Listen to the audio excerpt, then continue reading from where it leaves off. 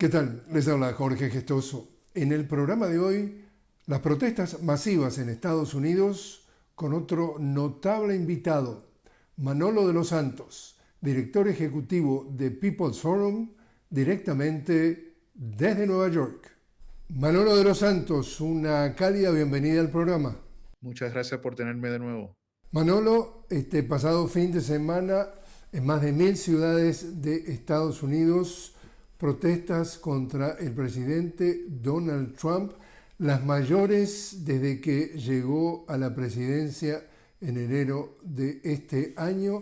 ¿Qué reflejan, en tu opinión, esas protestas? Bueno, creo que esta ola masiva de manifestaciones que tuvo lugar en todo el país, en todos los rincones, ciudades y pueblos grandes y pequeñas, demuestra el rechazo creciente que hay más allá de las filas del Partido Demócrata o del Partido Republicano. Un rechazo general hacia una movida del presidente Trump, no solamente hacia una dictadura política en el país, sino también la falta de bienestar económico, lo cual fue parte de sus promesas de campaña el año pasado. Ahora, se protestó contra un tema específico o las protestas eran sobre varios aspectos digamos, del desacuerdo. Yo creo que hubo un acúmulo de muchos temas. O sea, por un lado, hay una crítica mucho más fuerte en estas últimas semanas hacia la decisión del presidente Trump de quitarle la independencia al sector judicial en Estados Unidos, la movida hacia la represión política de estudiantes, no solamente palestinos, sino estudiantes, cualquier estudiante que esté con una visa que esté protestando contra el genocidio en Palestina. El hecho de que se estén haciendo deportaciones de manera indiscriminada contra no solamente latinoamericanos, sino personas de todo tipo de origen étnico. Pero encima de eso, yo creo que hay un elemento crucial, y es que estas manifestaciones que se vienen anunciando ya desde hace par de semanas, realmente tuvieron un auge, o sea, realmente comenzaron a tomar otro tipo de tono a partir del supuesto día de liberación anunciada por Trump, que realmente inició una nueva guerra de aranceles en el mundo y que al próximo día causó un desastre en el mercado, no solamente internacional, sino particularmente en Estados Unidos. Eso fue, en mi opinión, el factor fundamental al ver el desplome económico, la posibilidad de una nueva recesión en Estados Unidos que motivó a que, yo diría, millones de personas por primera vez sientan la necesidad de criticar abiertamente al presidente Trump. ¿Y qué es tu reacción respecto entonces a haber nombrado a Elon Musk, el Chairman of the Board de Tesla, como director de lo que en inglés le llaman el departamento, Dodge en inglés, el Departamento de Eficiencia Gubernamental, para entonces reducir lo que ellos dicen que es el exceso de empleo en todo lo público? ¿Qué opinión te merece hasta este momento la participación en la vida de los Estados Unidos de Elon Musk? Bueno, creo que es otro factor clave para entender este momento. Y yo diría que no solamente es Elon Musk, sino que hay una serie de personajes, casi todos multimillonarios, que han tenido un papel, yo diría, inesperado en la política norteamericana de estos últimos meses. Desde que llegó Trump a la Casa Blanca, básicamente le ha dado las llaves no solamente al Tesoro Nacional, sino a la capacidad de privatizar y destruir elementos importantes de la administración del Estado norteamericano, bajo la excusa de que el Estado estaba gastando fondos innecesarios, que estaba sobre un déficit en el presupuesto nacional. Pero la realidad es que ni Trump, ni Elon, ni ninguno de estos personajes multimillonarios le han ahorrado dinero al gobierno realmente. Lo que han hecho es buscar otras vías para usar fondos públicos y moverlos hacia manos privadas. Casi siempre las manos de sus propias empresas, como la misma Tesla y otros proyectos que financian ellos en el sector privado. Y lo preocupante es que parte de esta supuesta campaña para ahorrarle dinero al pueblo norteamericano, lo que ha terminado es quitándole el empleo a decenas de miles de trabajadores norteamericanos. Entre ellos, los más afectados que se están viendo ahora, por ejemplo, son los trabajadores del servicio postal, del Correo Nacional en Estados Unidos, que ha sido un servicio público durante décadas y que sirven una función increíble precisamente en comunidades rurales en Estados Unidos. Verse esta función privatizada, no solamente que le quitaría el empleo a decenas de miles de trabajadores, en su mayoría trabajadores negros y latinos en Estados Unidos, sino que también iría en contra del derecho del acceso a servicios públicos por parte de las comunidades pobres y trabajadoras en Estados Unidos. Hay por lo menos la sospecha de que hay un elemento difícil, digamos, de entender o analizar. Donald Trump llega a la presidencia de Estados Unidos en una elección donde él gana sin cuestionamientos. Acá estamos diciendo de que el pueblo estadounidense eligió a Donald Trump. Y acá viene, digamos, la cuestión filosófica. Estos cambios que está viviendo Estados Unidos está cambiando porque Donald Trump está en el poder, o estos cambios revelan lo que es realmente Estados Unidos. Bueno, yo pienso que primero hay que aclarar que aunque Trump ganó las elecciones, o sea, se puede decir que hay una diferencia clara entre su candidatura y la de Kamala Harris, podemos ir diciendo desde hace meses de que Trump no tiene el apoyo mayoritario del pueblo norteamericano. Hay que contar con la realidad de que hubo un gran por ciento de abstención en estas últimas elecciones federales y que hay un segmento, inclusive de la gente que votó por Donald Trump, que no coincide con las políticas de Donald Trump. Inclusive hemos visto cómo en las últimas semanas, particularmente en las audiencias que han llevado a cabo los representantes, los diputados al Congreso norteamericano por el Partido Republicano, se han visto enfrentados en sus propios distritos, en sus propias asambleas públicas, por la política de Trump. Veteranos que cuestionan a sus congresistas por qué no defienden a los veteranos, al Departamento de Asuntos Veteranos, ante la política de Trump de cortar todos los servicios a los veteranos. Los que cuestionan por qué van a contar los servicios médicos. Los que cuestionan por qué Trump ha asumido una política tan abiertamente racista y misógina dentro de la propia base del Partido Republicano. Y yo lo que diría es que hay más que lo que hemos visto en estas semanas, sino yo diría durante las últimas décadas, yo diría inclusive a partir de lo que fue la crisis financiera del 2008, hemos visto la evolución de un movimiento político en Estados Unidos cada vez más antisistémico y en contra de las élites políticas y económicas del país. Hay un gran por ciento de la población que votó por Trump, pero que está en desacuerdo con las políticas que solo benefician a los multimillonarios en Estados Unidos. Hay mucha gente que votó por Trump pensando que Trump era un candidato antisistémico y que iba de alguna manera mejorar el bienestar económico de muchas familias. Pero Trump en muy poco tiempo se ha revelado ante esa base social realmente como un presidente que está interesado no solamente en hacerse rico él, sino en hacer ricos a sus amigos, cueste lo que cueste. No le interesa el bienestar ni social ni económico de la mayoría del pueblo norteamericano. Y lo que estamos viendo hoy en las calles, que yo creo que vamos a seguir viendo en los próximos meses, va a crear una crisis social muy real en Estados Unidos, donde está la posibilidad de que la estabilidad propia del gobierno de Trump entre en cuestión. Ahora, ¿tú ves alguna diferencia entre... Porque acá no estamos hablando de un personaje que ha salido de la galera como los magos. Este señor ya estuvo en la presidencia 4 años, que de alguna forma buena parte del pueblo estadounidense por lo menos conoce buena parte o una parte de su filosofía. Esto de que tú decís que gobierna para los ricos, esto no lo inventó ahora a partir del 5 de enero. Esto ha sido su filosofía, digamos, ya en el primer mandato. Donald Trump 2.0, si tú bien dices que ha decepcionado a alguna parte de quienes los votantes, tampoco no estaban votando a alguien que no conocían. Entonces, vuelvo a mi pregunta. ¿Esto está revelando quién es Trump o esto está revelando quién es el pueblo estadounidense que a la hora de elegir elige este camino? Yo creo que es mucho más complejo que eso.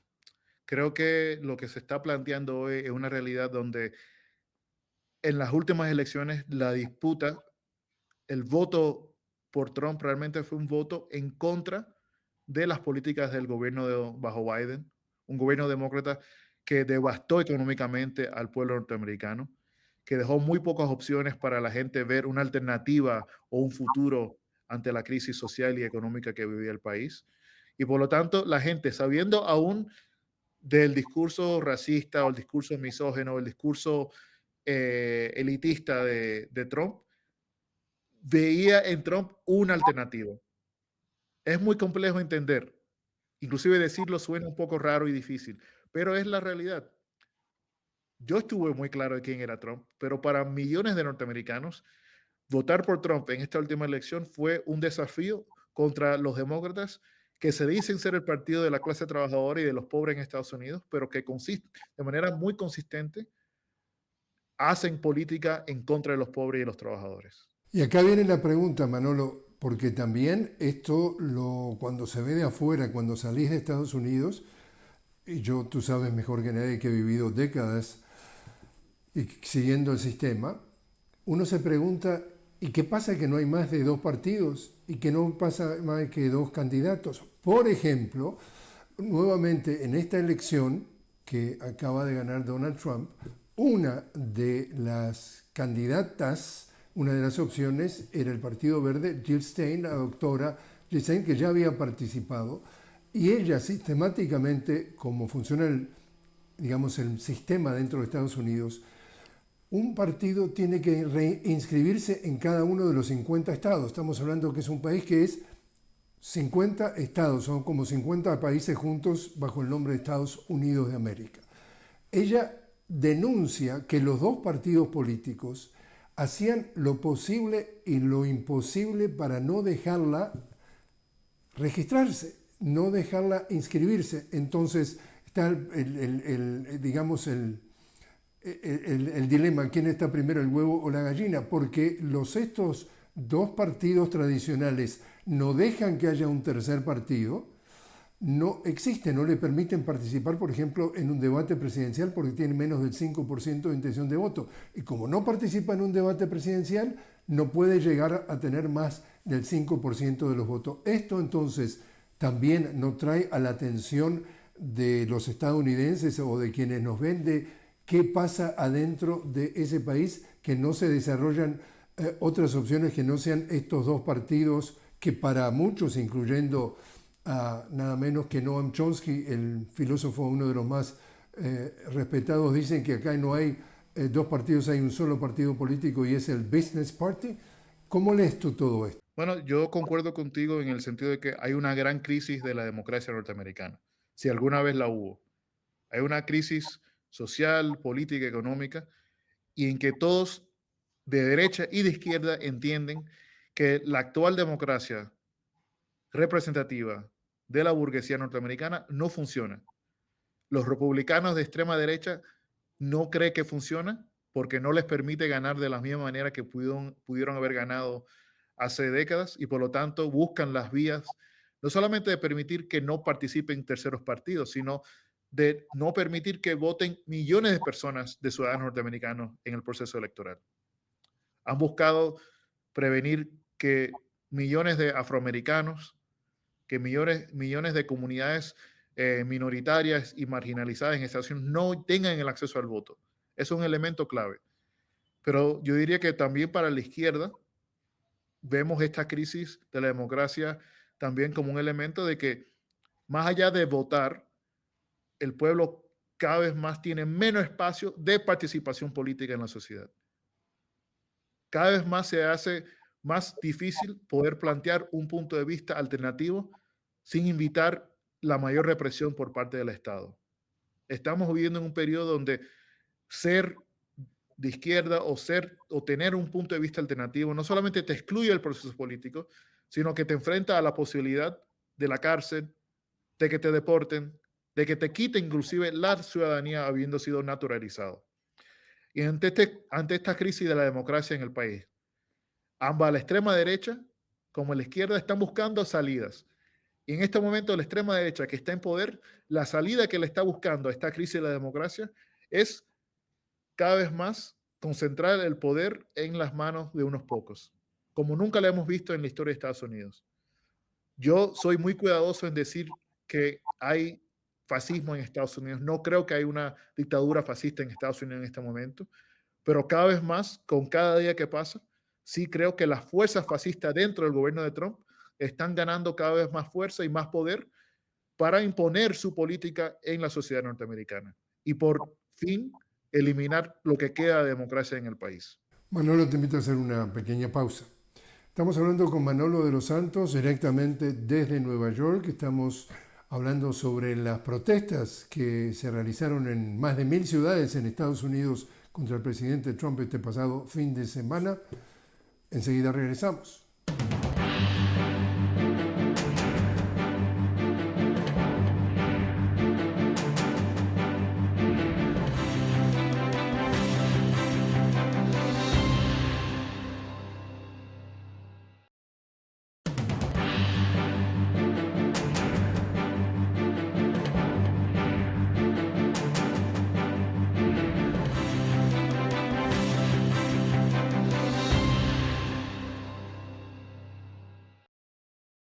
Continuamos hablando con Manolo de los Santos directamente desde Nueva York. Manolo es el director ejecutivo de People's Forum. Estamos hablando sobre las protestas que se realizaron en más de 1000 ciudades en Estados Unidos este pasado fin de semana contra el presidente Donald Trump. ¿Qué es lo que tú esperas que suceda prácticamente en el resto de su mandato? ¿Crees que todo este malestar que salió a las calles va a tener algún impacto en la política del gobierno del presidente Trump? Yo creo que las protestas son el síntoma de un malestar mucho más grande dentro de la sociedad norteamericana. Creo que las protestas, por un lado, van a continuar siendo grandes y masivas y extensas en todo el país. Tienen un factor particular en este momento, y es que son protestas donde participan no solamente pobres y trabajadores y los sindicatos, sino que están participando sectores grandes de la clase media y lo que diríamos es el sector liberal dentro de Estados Unidos, pero que también están participando personas que se identifican abiertamente como del Partido Republicano, como parte de la base social del Partido Republicano. Por lo tanto, es una visión extensa de la sociedad norteamericana. El malestar va a seguir continuando, porque lo que sigue siendo de manera muy aparente es que el presidente Trump no tiene cómo resolver la crisis económica del pueblo norteamericano. Cada política que anuncia crea otro nivel de crisis interna, no solamente en lo económico, sino también en lo político. Y yo soy de los que piensa que estamos viendo la posibilidad también de una crisis interna dentro de la Casa Blanca y dentro de la administración norteamericana, que pueda llevar a, uno, el desgaste político de la administración como tal, la inestabilidad de la Casa Blanca para poder tomar futuras decisiones y seguir dirigiendo el país, y la fracturación del Partido Republicano como tal.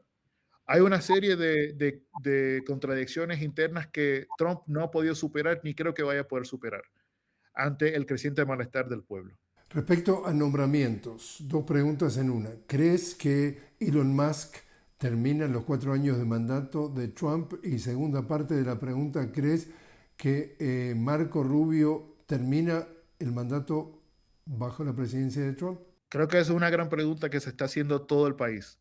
Yo creo que hay muchas figuras dentro de la administración de Trump que no van a terminar los 4 años.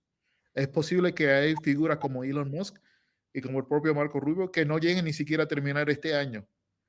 Pero más que eso, creo que hay señales más profundas de la inestabilidad dentro de la propia administración.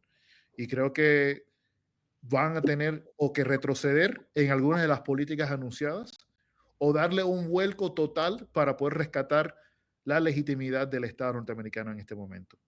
Todo está en crisis. Yo diría que es un momento de profunda crisis para la administración de Trump. Y cuando ves esto también justamente desde Nueva York o desde Washington, tú estás en Nueva York y ves cómo estás perfilándose, digamos así, la relación de este gobierno con América Latina. ¿Cuál es tu lectura?